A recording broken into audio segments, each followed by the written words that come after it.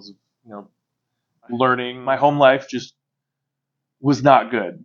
Okay. And really, the military was one of the only ways I could escape my situation.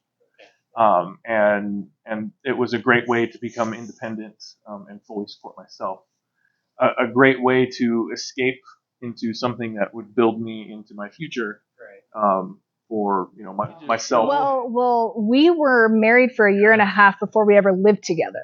So when he came back from Afghanistan, he was a father, he was a husband, and having to come back from being deployed, all of those things happening at once. It was just crazy because it was hard. Yeah, it was hard because that was she's going through a pregnancy almost by herself. Right. Yeah. And I'm going through a workup and trying to be there when I can, and I was missing a lot of doctor's appointments, and yeah, it was a lot. And then it was like I deployed, and then she had the baby 2 weeks later. Mm-hmm.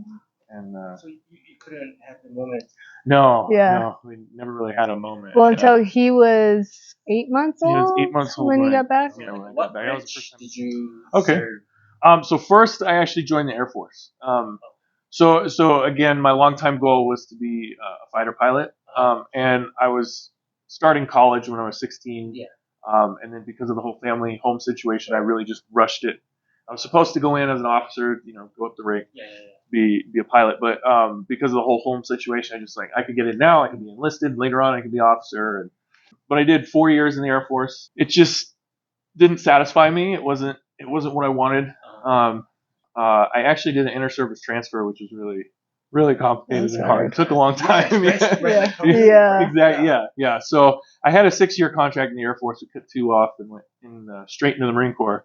So 2 boot camps. 2 boot camps. I lost all my rank. Yeah. I started as E1. So the Marine Corps is one of the few. The other branches, they do have transfer equivalents and stuff, but Marine Corps, you always start from ground zero. So the biggest difference is the Marine Corps or Air Force is very corporate. Right. They run it like a corporation. Yeah. And they're very attention detail. Yeah. And when you go to the Air Force or Marine Corps, everything is chaos and just how can you perform under chaos? Oh, right. And that was kind of the biggest difference of the two. Because Air Force, they deal with a lot of expensive equipment. Oh, yeah. Weapons. Yep. Oh, so yeah. it has to be very organized. Yep. Okay. And then Marine, you That's have true. to Yep. literally go into the middle of the Yeah. chaos. Yep. And you just So figure it true. Yep. Yeah. out. So So I guess true. That's a great point. Very good comparative there. Yeah. It just built a lot of who I was. Okay. Because of where I came from. My background very similar, very verbally abusive, and more or less living under a rock. I wasn't allowed to go out of the house. I wasn't allowed to have friends. I wasn't allowed to watch TV. I was everything was Sports. excluded to one very small group.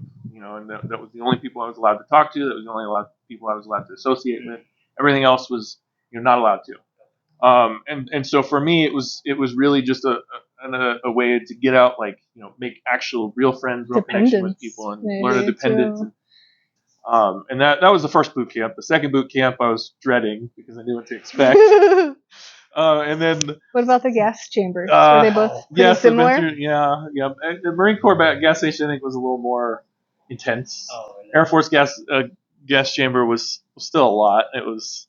They both, you take your mask off, you breathe, and jumping jacks, and come out, and everything's, snot's coming out, just running like a faucet. Except that I think what was funny in the Marine Corps boot camp, everyone kept asking me, hey, what's it going to be like? I was like, it just sucks. It's going to suck. Just get in there and get it over with and get out. Way more what to expect, and I was able to help a lot of those around me and be more motivational. The military really shaped who I am as a person. I think military break you down to the ground. Yeah. You feel like you're dumb. Right? Yep. They break you down that you are worthless. Mm-hmm. But then they build you from ground zero Mm-hmm. and do something like killing machine or serve other people. Right? It's it is. Whole society is jam packed in one setup. Yeah. And I think it's very unique. Oh yeah, definitely. It is. Yeah. And I think that's a great thing you bring to the table that you say is, they tear you down, they build you back up, and a lot of the things that I've taken from the military as far as my leadership skills, learning, how to work with others in such high speed environments.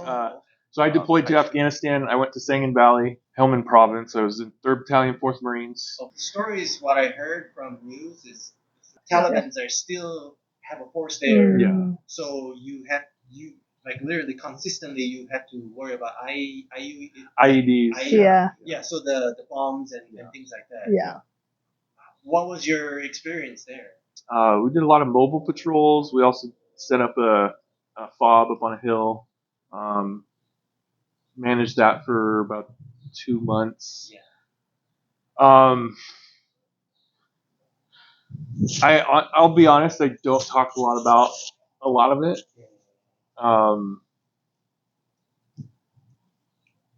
You just experience a lot of things that you would never ever even think of experiencing. That was one thing that really shaped my mind of how culture really impacts how people behave. And then even being so grateful for how we live here today with, having a house, having a bathroom you can walk into and flush a toilet. We would drive past, their bazaar every day and there'd be hanging meat, and flies all over it.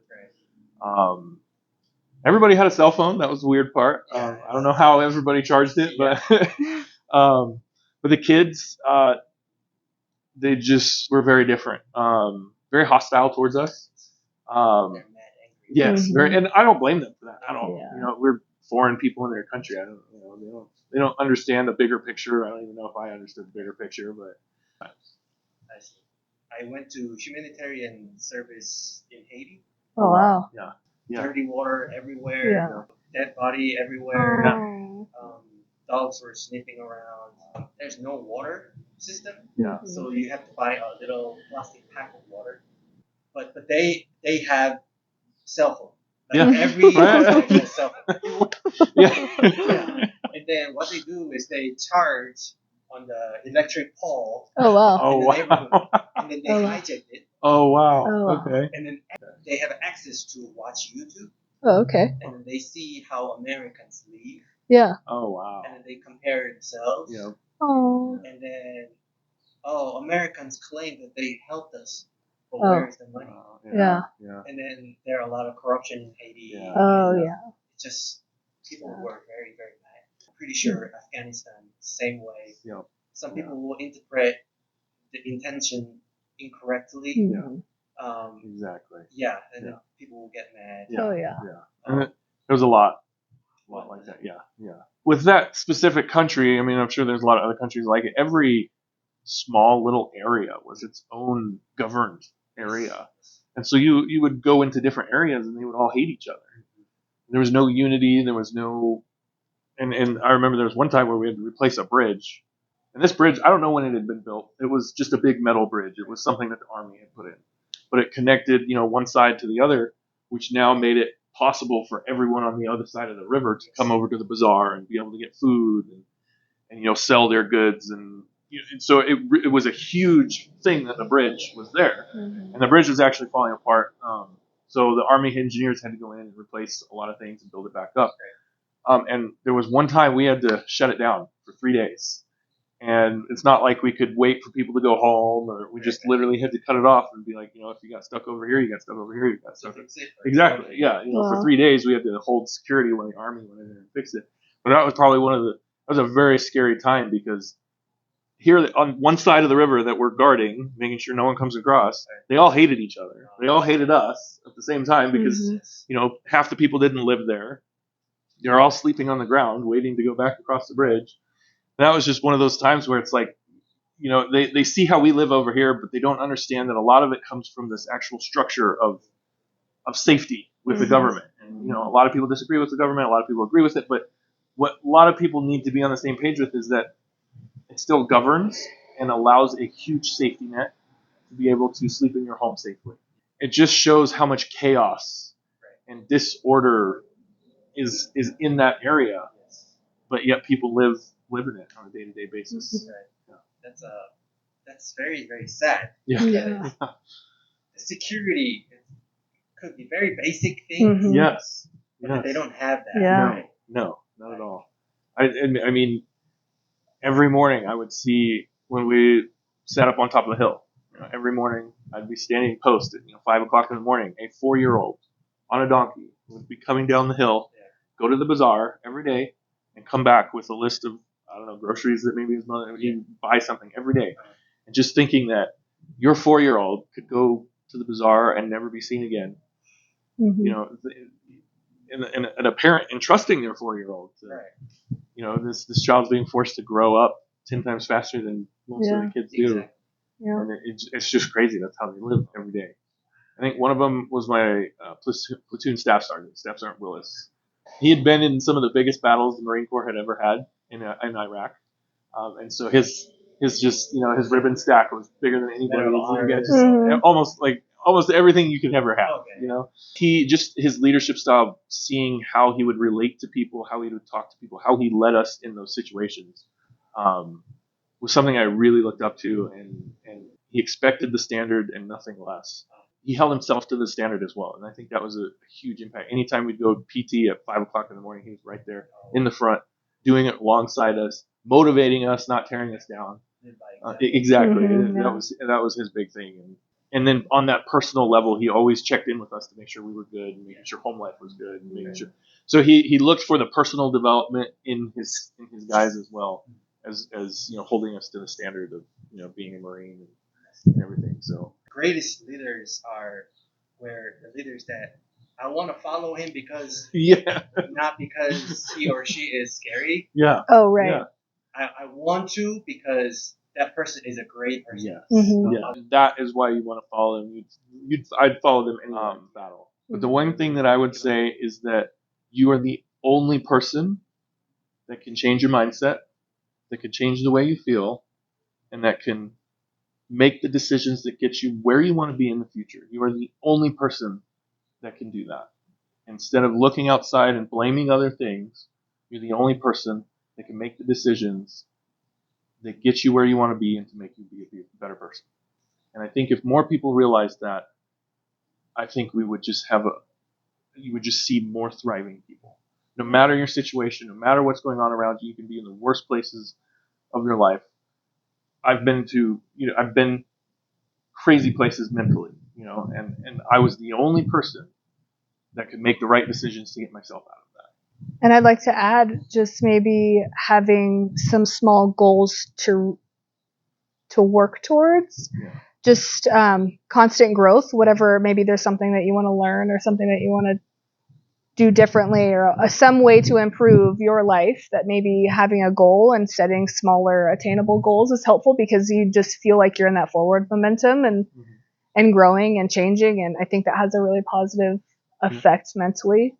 The power of that compounding throughout the rest of the day is amazing. Oh, yeah. Right? Now, you'll go to the gym and now you're going to eat better. So the more you go, the longer you go with the better choices and the better decisions. 6 months, 1 year from now, 2 years from now, the power of those good decisions compounding over that amount of time is just exponential, and people don't realize that.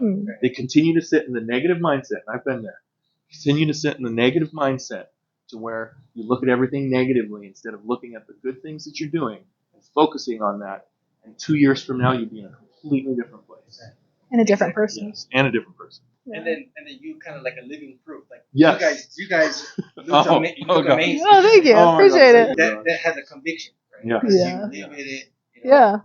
And we've been chatting for an hour. Your kids, right? Mm-hmm. Yes. They're not interrupting, coming like pulling your hair, no way. attention. I can tell that they are very mature. Yes. And they know what the discipline is, Mm-hmm. patience is. Yeah. Thank you so much for your time. Yeah, thank you. Thank you.